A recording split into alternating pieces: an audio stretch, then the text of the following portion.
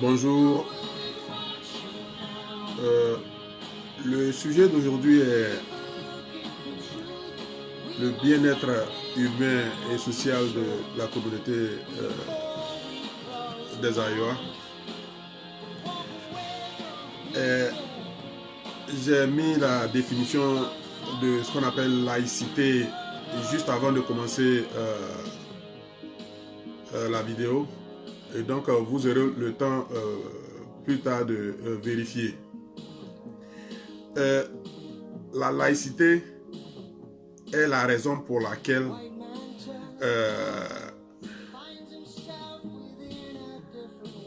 en fait le bien-être social le bien-être social, excusez-moi, le bien-être social est la raison pour laquelle la laïcité existe. Parce que il y a deux forces ici unies, qui est la force religieuse et la force politique. La force religieuse dit que ici-bas, il ne faudrait pas que l'homme se préoccupe de son état d'être, que de préparer plutôt je sais pas, une vie antérieure, c'est-à-dire la vie, je sais pas, bon, ils appellent ça spirituel, mais je ne pense pas que ça soit le véritable mot. Et donc,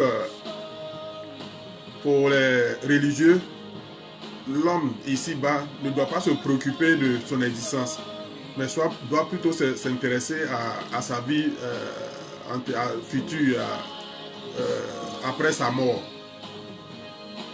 Et donc, ce qui fait que aujourd'hui, quand vous êtes face à un religieux, en fait, le religieux limite l'esprit, borne les esprits. Il empêche l'esprit de l'homme humain à aller loin. Parce que, oui, on voit bien l'existence de la planète Terre, mais quand l'esprit va vouloir chercher, alors que ce que je dis, la nourriture de l'esprit, c'est les connaissances, les savoirs. Et quand l'esprit va chercher à savoir, mais pourquoi est-ce que la terre est, qui est à l'origine de la terre, le religieux va lui dire, c'est pas la peine de chercher, lui qui est à l'origine de la terre, là, on l'appelle Dieu. Toi, il faut te contenter de le servir seulement. Bon, ça c'est un concept que l'homme politique ne perçoit pas bien, n'accepte pas en réalité. C'est pour ça qu'en politique, nous aussi on dit, nous là, celui-là qu'on appelle Dieu là, c'est le peuple. En politique, on dit Dieu est le peuple. Ce n'est pas un être, je ne sais pas, imaginaire ou invisible et qui existe autre part, mais c'est le peuple. Et donc, pour ce faire, comme le religieux, lui, va vous dire que ce Dieu est cet être imaginaire, mais pour pouvoir communiquer à ce Dieu, il faut passer par le leader religieux, c'est-à-dire celui-là qui est prêtre ou pasteur ou imam. C'est lui seul qui est capable de communiquer avec Dieu. Et donc vous, si vous avez vos besoins, vous passez par lui et c'est lui qui les retransmet à Dieu et c'est par lui que Dieu passe pour satisfaire vos besoins. C'est pas comme ça dans le domaine politique. Et donc c'est pour ce faire que la laïcité existe. Donc vous verrez la définition de laïcité dès que la vidéo finit. Je l'ai copié et plaqué. Et donc le politique dit que non, que si nous sommes ici bas, la planète Terre, c'est la planète des hommes. Donc le Dieu ici bas, là, ce sont les hommes. Et donc personne, aucun autre être ne peut vivre heureux, à l'aise que l'homme ici bas. Et donc, pour ce faire, le politique va s'arranger à apporter une condition de vie agréable à l'homme ici bas. C'est ce qu'on appelle bien-être social. Si je suis né à Ara, dans la Yoanou, il va falloir que je sois heureux d'être né dans la Yoanou. Mais être heureux d'être né dans la Yoanou ne veut pas dire que je suis simplement né. Non. C'est-à-dire que si je suis né, que des choses me soient apportées, que je vive à l'aise, que je puisse me déplacer, que je puisse faire des choses qui puissent me plaire et qui puissent véritablement me garder à cet endroit. Et donc c'est en ce sens que l'homme politique va travailler. Et donc, contrairement à l'homme religieux qui dit, écoute, il ne faut pas t'occuper de ton existence ici-bas, il faut plutôt penser à ton existence qui est dans l'au-delà ou au paradis ou je ne sais où. Mais nous sommes des réalistes, nous sommes sur la planète, les hommes politiques disent, nous sommes sur la planète Terre, s'il y a quelque chose à faire, c'est ici-bas, c'est ici qu'on le fait. Et donc, si on doit avoir une condition de vie agréable, c'est ici-bas, c'est sur la planète Terre qu'on le fait. Mais d'abord, pour ce faire, il va falloir nous organiser et puis avoir une condition de vie agréable. Et donc, c'est ça, le bien-être social de l'homme politique, c'est ce que je vais dire aujourd'hui ici. Je ne vais pas parler du bien-être social du religieux parce que je ne maîtrise pas ce domaine. Ok. Donc, pour l'homme politique,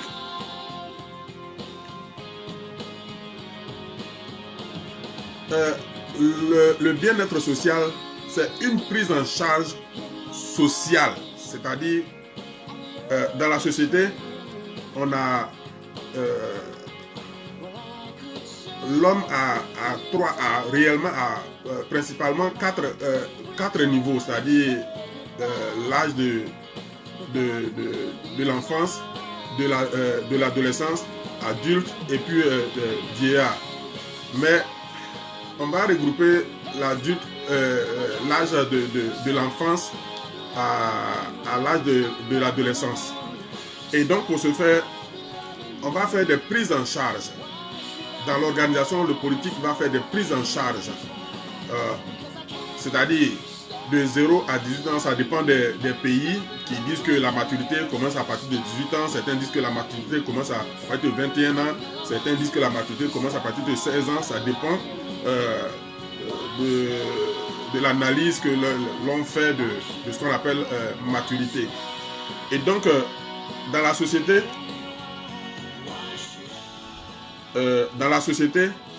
vous allez voir que les hommes politiques disent un enfant qui naît n'a pas demandé à naître. Et donc, si un homme qui naît ne demande pas à naître, et donc s'il naît, il est enfant, il est encore mineur, il ne connaît pas véritablement les réalités, et donc il va falloir que nous prenions cet enfant-là en charge, sa naissance-là. Il va falloir que les adultes prennent l'existence, l'arrivée de cet enfant-là en charge. Et donc pour ce faire, ce qu'on appelle la naissance, c'est gratuit. Quand dans l'organisation politique de la société, toute naissance doit être gratuite. Toute éducation doit être gratuite. Toute sécurité doit être gratuite. Et ce qu'on appelle loisirs, distraction, ça doit être gratuit pour les enfants. Et ça, c'est ce que le politique veut. Dans le bien-être social, quand un enfant naît, il va falloir que ces facteurs-là soient gratuits pour l'enfant. Et ça, ces facteurs, dans l'ordre de la politique, le pouvoir politique attribue ces facteurs de ce qu'on appelle santé, éducation, sécurité et loisirs. Dans l'ordre des pouvoirs politiques, on attribue ce rôle au pouvoir qu'on appelle exécutif. Sous la République, c'est le pouvoir exécutif qui se charge d'apporter ce bien-être-là aux enfants. Et donc, vous allez voir que dans les sociétés modernes, peut-être qu'à part la Côte d'Ivoire, les naissances, c'est gratuit. Quand un enfant est malade, qu'on l'envoie à l'hôpital, on le soigne gratuitement. Quand un enfant, on dit l'école est obligatoire. L'école est obligatoire. Et si vous me dites que l'école est obligatoire, mais que avant que moi, ado, j'amène mon fils à l'école, il va falloir que je paye, je donne l'argent pour la craie, que je donne l'argent pour les feuilles de rame, que je donne l'argent pour je sais pas, un table-banc, que je donne l'argent pour ceci, cela, la chose perd sa gratuité. Et alors que quand une chose est gratuite, on ne paye rien. Parce que si vous me dites, si je n'ai pas payé la craie, les paquets de RAM, les tables bancs, si je n'ai pas payé, mon enfant n'a pas droit à l'école. Bon, je suppose que je n'ai pas ces moyens, je n'ai pas les moyens pour payer ces choses-là. Donc mon enfant n'ira pas à l'école. Et donc c'est pour ce fait que c'est faux ce que nous faisons en Côte d'Ivoire quand on dit que l'école est gratuite, mais il y a des frais à payer avant qu'on inscrive l'enfant. Non, ça ne se fait pas. Ça ne se fait pas. L'école est obligatoire. Si l'école est obligatoire, à l'inscription d'un enfant, on ne demande rien aux parents. Le parent attrape son fils qui a atteint l'âge d'aller à l'école et il le conduit dans une école, on l'inscrit et l'enfant commence à prendre des cours. On commence à éduquer l'enfant. Et puis, la sécurité. Je ne sais pas, mais on ne peut pas vivre. Ça dit que c'est l'élément principal.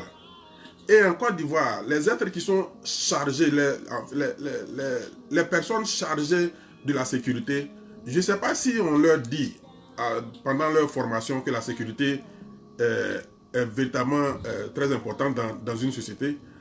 Mais vous ne pouvez pas avoir des policiers, des hommes qui ont des armes, ou bien des gendarmes, des hommes qui ont des armes, c'est-à-dire que parce que quand une personne détient une arme, ça fait de cette personne une personne très gonflée et qui pense qu'elle est capable de tout faire. Des personnes qui ont des armes, qui sont supposées faire respecter la loi, qui sont supposées dire ne faites pas ceci dans la société, sinon vous allez changer le système, ne faites pas ce. Et ce sont ceux-là qui s'arrêtent sur des routes, qui arrêtent eux-mêmes, leurs propres frères, c'est-à-dire le peuple, la population, et qui leur dit, oui, ta voiture n'est pas à norme, logiquement, tu n'es pas obligé de circuler, mais il faut donner 2000 francs, il faut continuer ton chemin. Oui, tu n'as pas le droit de faire, de te battre, mais parce que tu t'es battu, il faut donner 1000 francs, tu vas circuler. On dit, oui, la boîte d'allumettes fait 25 francs, mais le boutiquier de l'autre côté là-bas fait ça à 50 francs. Et le policier ou bien celui-là, le contrôleur qui vient, bon, mon ami, il faut donner pour moi, il faut continuer toujours de vendre ça à 25 francs. À mes frères, c'est-à-dire à la population, à mes frères et soeurs, continue de leur vendre ça à 50 francs, même si on dit que c'est pas normal, mais toi, il faut continuer de leur vendre ça à 50 francs. Et ce qui est sûr, il faut me donner 2000 francs et puis continuer de vendre. Ça là, ça marche pas. Hein. Je vous jure sur la tête de mon grand-père et de mon papa que ça là, ça ne marche pas. Un pays qui marche comme ça, un pays qui a des hommes qui font, qui dans le fonctionnement du système travaillent comme ça là, le pays là ne va jamais se lever. Le pays là sera toujours en bas, sera toujours assis, posé là, rien ne va bouger.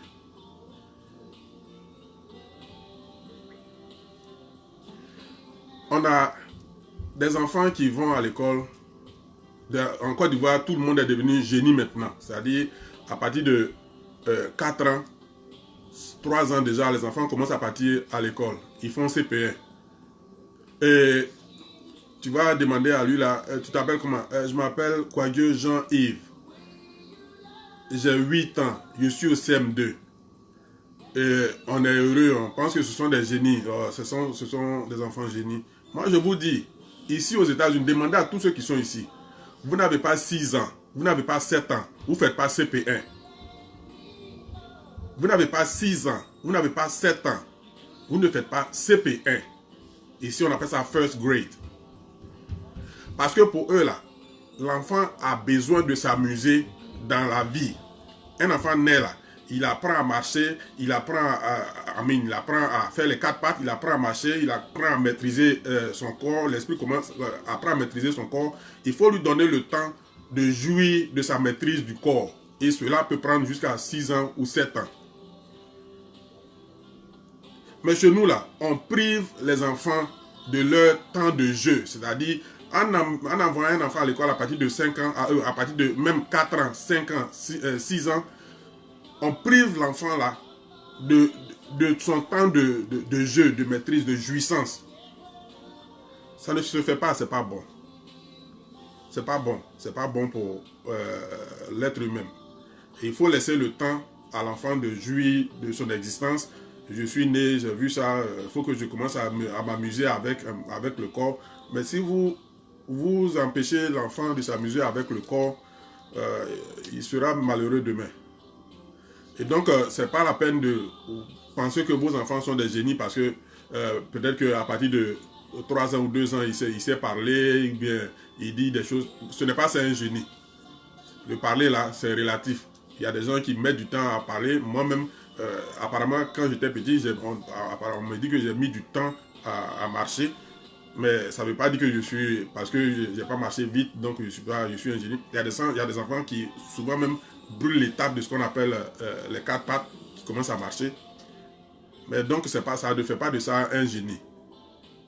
Et donc on n'a qu'à donner le temps à nos enfants de jouir de leur existence. Donc dans la UANU, en tout cas quand moi je serai député, peut-être que la Côte d'Ivoire peut prendre ses lois d'envoyer les enfants à l'école à partir de, je ne sais pas, 2 ans ou 3 ans.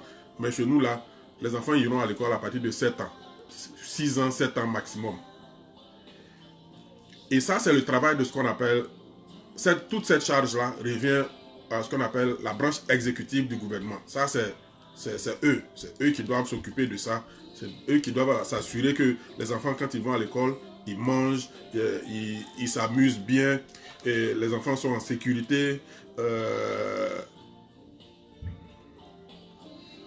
Les enfants sont en bonne santé et puis reçoivent une bonne éducation. Ça, c'est la branche exécutive du gouvernement qui s'en charge.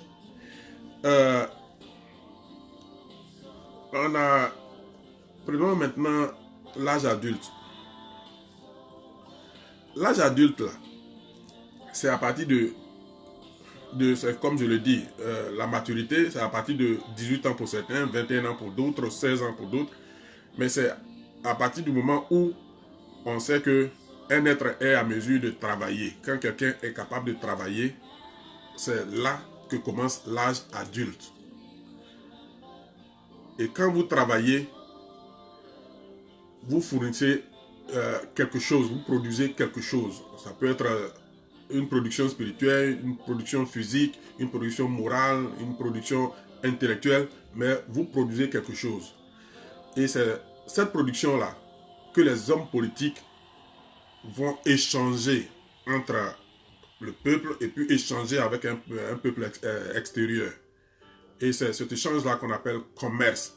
Ça, c'est le travail des hommes politiques. Et donc, quand vous allez travailler, l'homme politique va se dire, écoutez, comme il travaille, il n'a pas le temps de s'occuper de son enfant.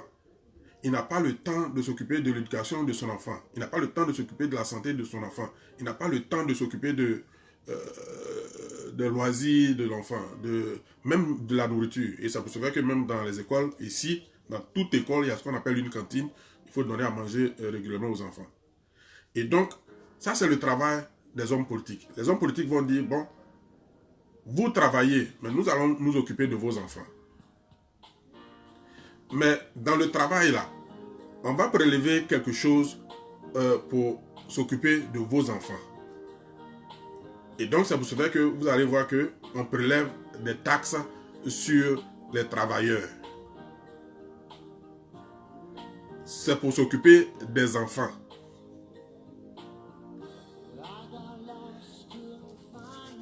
Et vous-même, l'autre moitié de votre salaire vous revient afin que vous puissiez avoir une vie agréable. Parce que les gens, vous pensez qu'il y a des gens qui sont là, qui ont des enfants, mais qui ne savent pas donner une éducation à un enfant, qui ne savent pas s'occuper d'un enfant. Et ça, nous sommes des êtres humains, quand nous vivons dans une société, il va falloir que nous veillions à ce que les enfants aient une condition de vie vraiment agréable dans la société. Et c'est pour cela que les hommes politiques existent, pour apporter ces conditions de vie agréables aux enfants.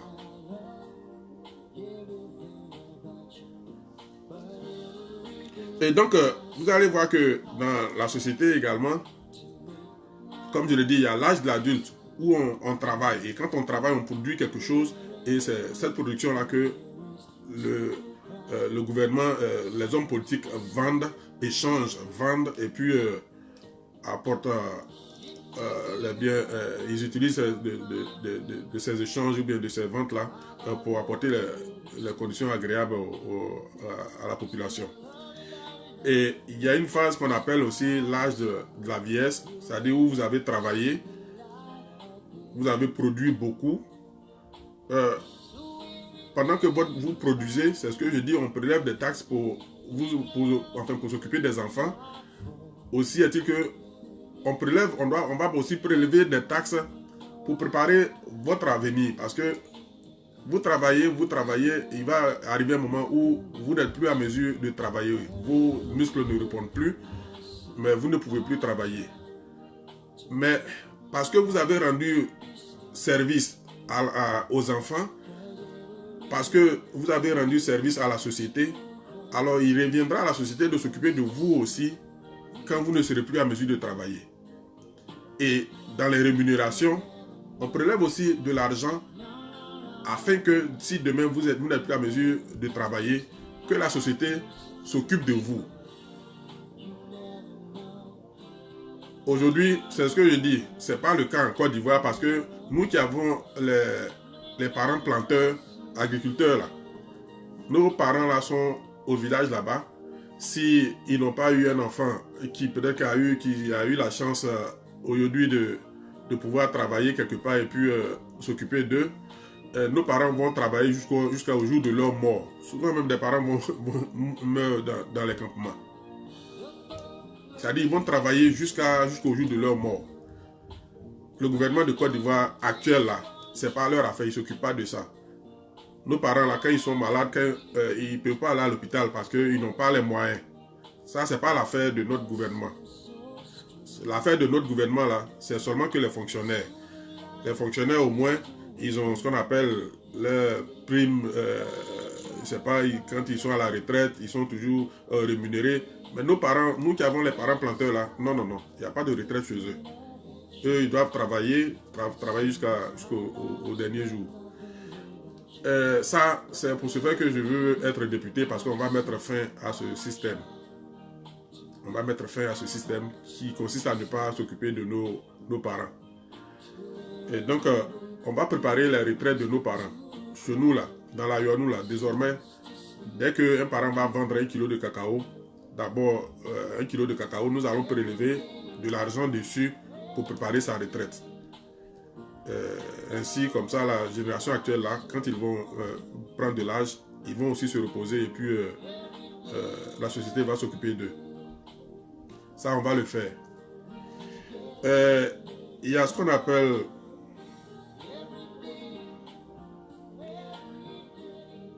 liberté.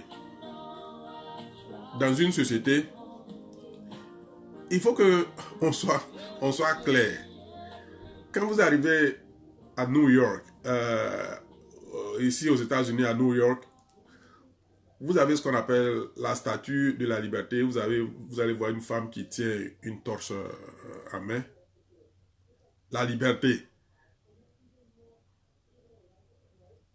J'ai envie de déplacer tout la Yoanou ici pour venir constater ce que c'est que la liberté. La liberté est la chose qui pousse l'homme au travail. Quand un homme est libre, c'est-à-dire aujourd'hui, peut-être que quand tu es sous la responsabilité de quelqu'un, écoute, tu es là, tu t'en fous, la personne va travailler, puis la personne vient te nourrir, ou bien te donner. Nous tous nous sommes passés par là. Je ne dis pas que c'est parce qu'aujourd'hui je suis ici que je vais critiquer, mais en fait, ce sont des choses qui ne sont pas bien, que nous ne pensons pas que ce n'est pas bien. Mais quand on te dit non, tu es libre, toi-même là, va chercher ta nourriture, toi-même là, va payer tes factures, toi-même va payer, va t'occuper de ta femme, de tes enfants, toi-même va faire ceci. C'est en ce moment que le génie de l'homme sort en réalité. Je vous dis, en réalité, c'est-à-dire la liberté là, quand on dit tu es libre là, c'est en ce moment que le génie là, ça sort. Parce qu'il va falloir que, effectivement, tu trouves à manger il va falloir que tu trouves à t'occuper de toi et ta famille. On ne s'amuse pas. Là, vous allez voir que l'homme que vous voyez, c'est en ce moment que son génie sort. Et donc la liberté, il y a ce qu'on appelle, dans les formes de liberté, il y a ce qu'on appelle la liberté d'expression. Ce que en Côte d'Ivoire, nous confondons tout le temps à la démocratie. Non, non, non.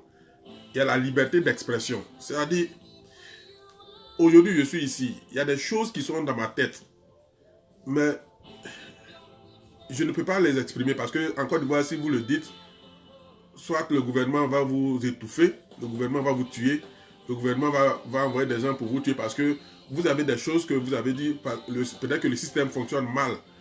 C'est comme on dit, ah, ta voiture là, ça marche, il y a le pneu avant là qui est crevé. Il faut songer à... Mais en Côte d'Ivoire, quand vous allez voir que, ah, dans le gouvernement là, il y a tel ministre qui vole, qui détourne l'argent, hein, tant de choses. À cause de... Parce que tu as dit ça là, on va envoyer quelqu'un te tuer. Il vole l'argent là, c'est ça, c'est ton affaire. Mais si tu es dans une voiture et que le pneu avant est crevé, que quelqu'un te dit, le pneu avant de ta voiture est crevé, est-ce que c'est mauvais? Est-ce que c'est mauvais qu'on me dise que oui, le pneu avant de ma voiture est crevé? C'est pour ma propre sécurité. Et aussi la sécurité des autres. Parce que peut-être qu'en allant faire mon tonneau, je peux entraîner d'autres voitures ou bien d'autres personnes qui sont dans la voiture avec moi.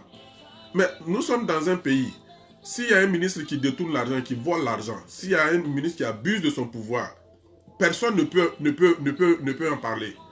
On va où? On va où? Donc on appelle ça la liberté d'expression. Et cette chose-là, nous allons l'instituer dans la Yoanou. Chacun de nous, chaque Ayoua sera libre d'exprimer sa pensée. Dans la société, là, ce que tu vois et puis ça ne marche pas, ou bien ça ne te plaît pas, ou bien tu penses que c'est bon ou c'est pas bon là. Il faut le dire pour que nous puissions arranger ou bien réparer ce tort. Mais si tu ne le dis pas, on va penser que nous sommes dans le bon, alors que ce que nous sommes en train de faire est du faux. Et donc la liberté d'expression, c'est très très très très important. Et ça, c'est la charge de ce qu'on appelle le législateur. Il revient au législateur d'instituer, d'organiser la société de sorte que chacun puisse s'exprimer. Chacun puisse penser et dire ouvertement sa pensée. Et ça, c'est le travail du législateur sous une république. Il y a ce qu'on appelle le droit. Nous sommes plusieurs communautés unies. Et on vote des lois pour dire que peut-être qu'en Côte d'Ivoire, dès que vous atteignez un tel nombre d'habitants, il revient à l'État de vous envoyer une école, une police, tant de choses. Mais prenez l'exemple de la Yoanou, nous sommes un département. La Yoanou est un département. On a la branche exécutive a envoyé un préfet qui fait son rôle. Enfin, je ne sais pas s'il joue son rôle parce que des éléments manquent. Mais il n'y a pas de police, il n'y a pas de justice, il n'y a pas de banque, il n'y a rien. Bon, je me demande bien ce que le préfet a dans la Yoanou, le rôle qu'il joue là-bas, parce qu'il est là logiquement pour les fonctionnaires qui travaillent dans ces secteurs. Mais si ces choses-là n'existent pas, je me pose bien la question, est-ce que le préfet, le travail que le préfet fait à Ara, dans la Yoanou. Et ça, il revient au député de revendiquer ce qui revient de droit à sa communauté. Le député dit, va à l'Assemblée nationale pour dire, écoutez, on s'est donné des lois ici en disant que si ma population atteint un certain nombre de populations, voici ce qui nous revient de droit. Mais jusqu'à preuve du contraire, nous avons atteint peut-être tel nombre de populations. Nous n'avons pas de police, nous n'avons pas d'hôpital approprié, nous n'avons pas d'école appropriée, nous n'avons pas ceci. Il revient aux députés de revendiquer ses droits à l'Assemblée nationale. Mais comme en Côte d'Ivoire, encore une fois de plus, dans la Yoanou, le député n'est jamais allé sur la terre de ses ancêtres ou bien du peuple qu'il a élu pour s'enticher de leurs besoins. Bon, on a l'impression que ça là c'est bon, c'est vrai. Il est député, il vote loi à l'Assemblée nationale. C'est pas ça. on fait du faux. Comme je le disais, il y a ce qu'on appelle les plaintes, les critiques, les plaintes, les revendications. Une société a besoin de revendiquer. Une société a besoin, même un homme, un individu a besoin de revendiquer, a besoin de se plaindre si quelque chose ne l'arrange pas dans une société. Aujourd'hui, nous sommes en Côte d'Ivoire. La CIE, la SODECI, ce n'est pas les sociétés d'État qui fournissent l'énergie, l'eau, je sais pas, la télécommunication. Si vous n'avez pas payé leur facture, ils viennent enlever le compteur, ils vous suspendent, ils annulent le contrat qui existe entre vous. Mais quand eux, ils coupent le courant, parce que si on signe un contrat, la CIE est supposée nous fournir de l'électricité 24 heures sur 24, 7 jours sur 7, 365 jours sur 365 jours. Parce qu'il y a des gens qui travaillent avec l'électricité. Il y a des gens là, leur travail là, tout est basé sur l'électricité. Mais tu vas couper le courant 1 heure, 2 heures, ou bien toute la journée, ou bien même 2 jours, 3 jours. Et puis la personne ne va pas travailler. La personne n'aura pas suffisamment de moyens pour payer ses taxes pour subvenir à ses besoins. Et toi, CIE, tu es content et tu es assis là-bas. Il faut que tout ça là, on arrête tout ça là dans la Yanou. C'est ce que je suis souvent quand je cause avec des gens de la Yanou, on me dit oh on vient de couper le courant. Je suis surpris parce que depuis que je suis ici, on n'a jamais coupé un seul jour le courant. À part peut-être que s'il y a ce qu'on appelle les catastrophes naturelles, mais jusqu'à preuve du contraire, on n'a jamais suspendu le courant. On n'a jamais suspendu l'eau. L'eau là. Depuis que je suis ici, il n'y a pas un jour où je me vais ouvrir le robinet et puis on me dit il n'y a pas de l'eau. Non, ça ne se fait pas. Il n'y a pas un seul jour où mon téléphone là, mon réseau internet là, c'est suspendu du genre oh je ne peux pas communiquer avec telle personne. Non. Je suis tout le temps en train de... Les gens, souvent, les gens me disent, mais tu es tout le temps en ligne. Et puis quand on t'appelle... Oui, même quand je dors, oui, je suis tout le temps connecté. Mais ce sont des droits. Ça, ce sont des droits. C'est-à-dire, je suis dans une société. Vous ne pouvez pas me suspendre l'électricité. Vous ne pouvez pas me suspendre l'eau. Vous ne pouvez pas me suspendre la communication.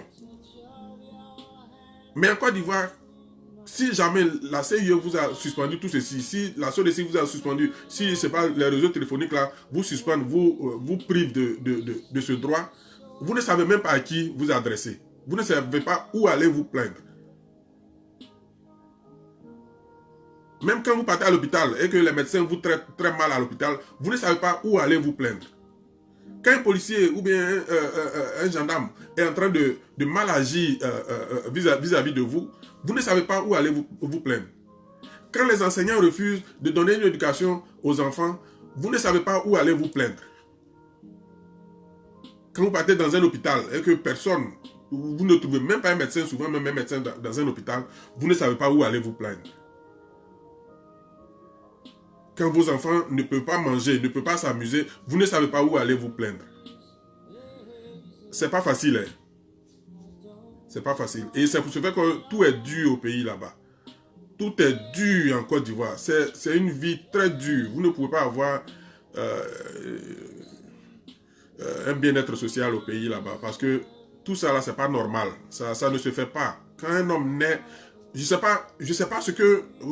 Aujourd'hui, la chose me provient directement du cœur. C'est-à-dire, quand je m'assois, je dis, qu'est-ce que nos dirigeants en Côte d'Ivoire là gagnent à ce que la population, c'est-à-dire leurs propres frères et sœurs, qu'est-ce que nos propres dirigeants gagnent à ce que ceux-là vivent malheureux, misérables? Qu'est-ce que nos dirigeants là gagnent dans cet aspect? Quand tu es dirigeant d'un peuple et que ton peuple est en train de vivre malheureux, veut quitter ton pays, le pays que toi tu gères, aller chercher sous d'autres cieux ce que toi tu peux apporter, tu peux lui apporter chez lui. Qu'est-ce que nos dirigeants gagnent en faisant ça? Qu'est-ce que nos dirigeants gagnent en faisant souffrir leurs propres frères, leurs propres sœurs? Ça, c'est une question que je me pose. Voici Houphouët-Boigny qui a détourné tout l'argent de Côte d'Ivoire. Houphouët-Boigny, quand il mourait, il avait 11 milliards à son époque, 11 milliards de dollars dans son compte. Houphouët-Boigny pouvait à lui seul payer toute la dette de la Côte d'Ivoire en son temps. Mais la population ivoirienne, à peine subvenait à ses besoins. Mais quand Houphouët-Boigny est mort là, voici ça, aujourd'hui j'apprends que même sa femme, la femme de Alassane, c'est elle qui gérait les biens immobiliers de Houphouët-Boigny en France. Parce que Houphouët-Boigny avait des quartiers, avait payé des quartiers en France pendant que son peuple était en train d'agoniser ici. Aujourd'hui, c'est la femme d'Alassane qui gère ses biens d'Houphouët-Boigny. Et après la mort d'Houphouët-Boigny, elle s'est accaparée de ses biens. Donc Houphouët-Boigny nous a fait souffrir nos parents. Et jusqu'à aujourd'hui, nous payons cette souffrance pour rien. Et il est mort. Et il n'est pas parti avec un seul rond de tout cet argent. Donc, aujourd'hui, ma question est, je pose la question aux dirigeants de la Côte d'Ivoire. Qu'est-ce que vous gagnez à faire souffrir les Ivoiriens? Qu'est-ce que vous gagnez? Quel est ce plaisir que vous tirez à faire souffrir les Ivoiriens? Quel est ce plaisir que vous obtenez, vous ressentez quand vous avez autour de vous vos frères qui ne parviennent pas à même parler, à se déplacer, à manger, à s'éduquer? Quand vous avez autour de vous vos frères qui ne parviennent pas à cela, mais à avoir... Pourtant, vous, quand on est ministre ou bien quand on est président, vous ne payez pas maison, vous ne payez pas électricité, nourriture, vous ne payez pas. On vous donne, vous avez de ces sommes colossales. Vos propres frères, les gens que vous êtes supposés les diriger, les mettre à l'aise, ils vivent la misère. Vous gagnez quoi en fait? C'est la domination? C'est l'assujettissement?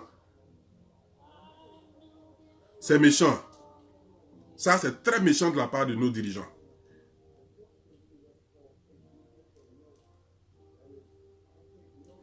Mais ces choses-là, vraiment, que les autorités de Côte d'Ivoire s'apprêtent, parce que ça va véritablement changer dans la Yoanou. Ça va véritablement changer dans la Yoanou. Les donnes vont changer. Les Ayois vont vivre heureux. Nous voulons vivre heureux. Nous voulons être fiers d'être nés dans des Ayois. Et peut-être que en Côte d'Ivoire aussi. Et personne ne va nous empêcher de vivre heureux chez nous.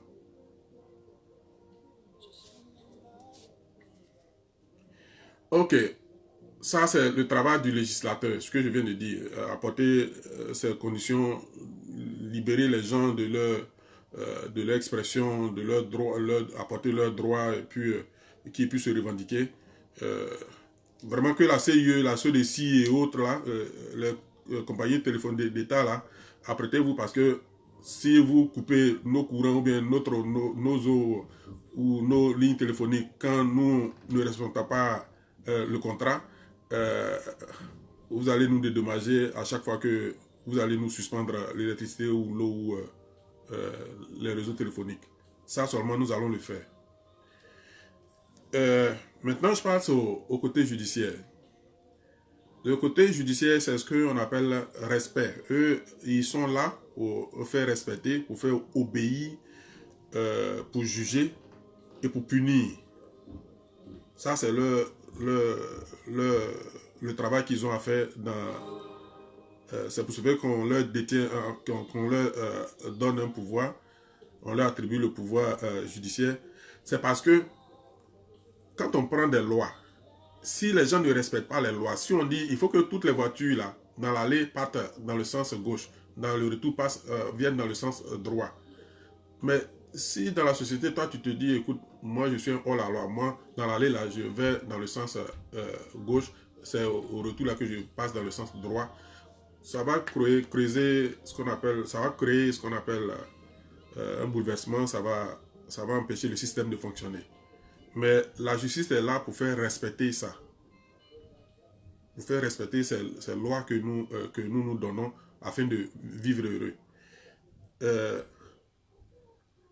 Si on n'obéit pas à ces lois, les choses ne marchent pas bien. Et donc, si vous n'obéissez pas, la justice va vous juger et va vous condamner. Si nous nous donnons des ordres pour dire que désormais, pour que tu sois président de la République de Côte d'Ivoire, il va falloir que tu sois ivoirien, toi-même de naissance, que tu aies ton père et ta mère qui soient ivoiriens. Si nous ne respectons pas ces lois et que quelqu'un d'autre vient devenir notre président, ce n'est pas la faute à quelqu'un, c'est la faute à nous-mêmes. Et donc la justice de Côte d'Ivoire ne joue véritablement pas son rôle. Des gens ont fait des coups d'État.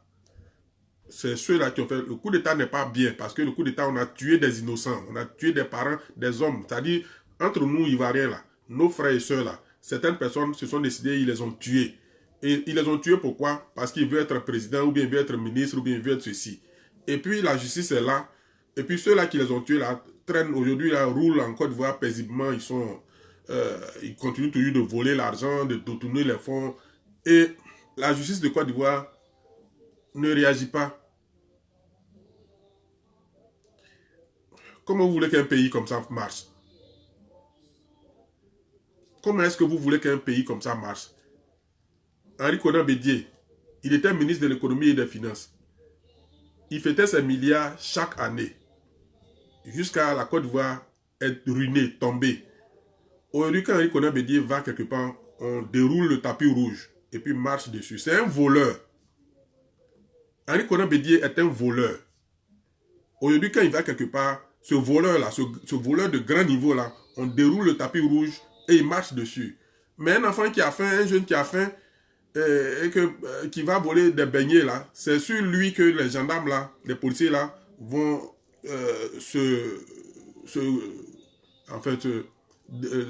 jeter leur gourme. Mais les Henri Konan Bédié qui ont volé l'argent jusqu'à nous tous, nous, on sait là. Non, on ne peut pas les toucher.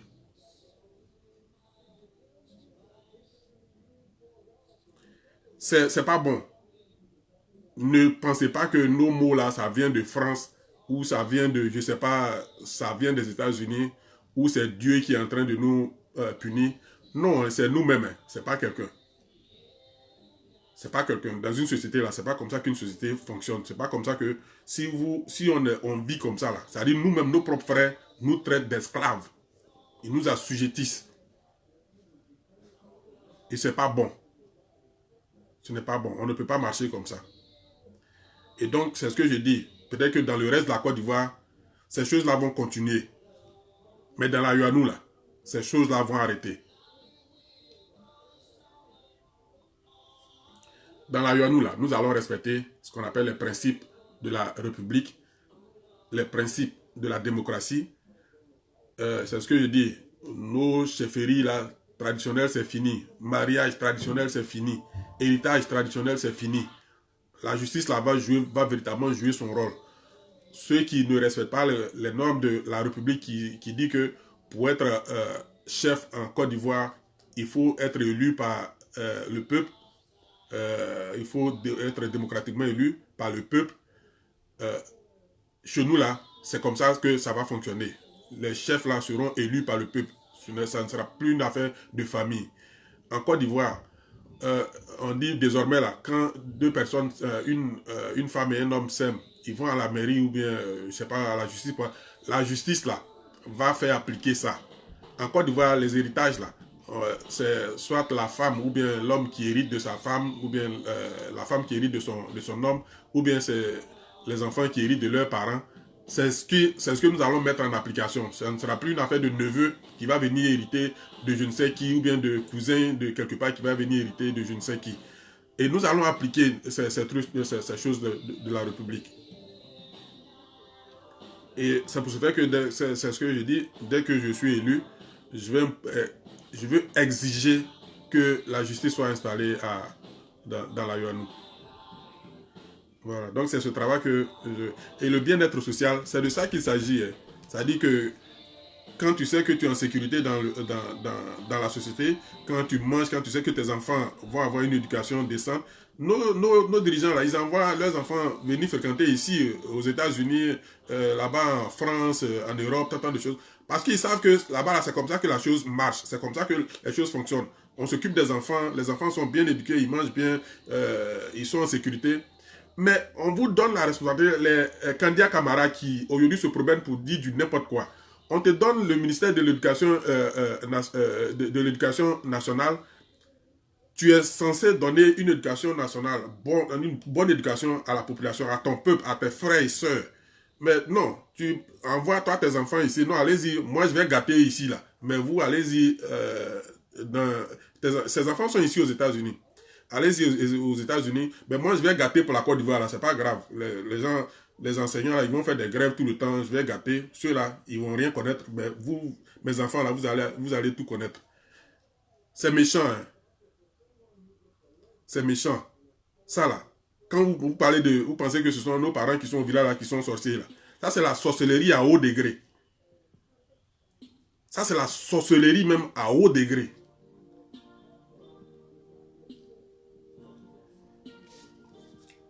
Dans la Yonou, là, tout ça, là, ça va changer. C'est ce que je dis. Nous sommes une communauté. C'est la France qui est venue délimiter la Côte d'Ivoire et nous a mis ensemble. Mais nous sommes libres aussi de quitter si nous ne nous sentons pas bien dans l'Union. Et c'est ce que je dis. Monaco existe. Monaco vit.